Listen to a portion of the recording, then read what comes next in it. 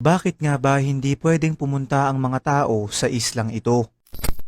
Mga kaibigan, ito ay ang tinatawag na Ilha da Queimada Grande na mas kilala sa pangalang Snake Island na matatagpuan sa Brazil. Ipinagbawal ng kanilang gobyerno na ito ay puntahan ng mga tao sa kadahilanang ito ay naglalaman ng humigit 4,000 napakamakamandag na ahas. Mapanganib din ito para sa mga ahas lalo pat ang ilan sa mga to ay itinuturing ng endangered species.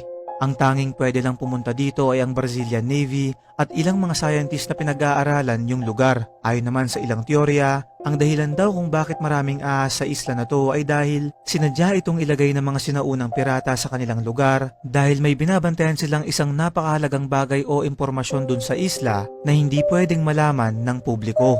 Hanggang ngayon ay nakasarado ito sa mga tao at mistulang hiwaga pa rin sa ating lahat kung ano pa nga ba ang meron sa islang ito. Ano sa tingin mo, kaibigan?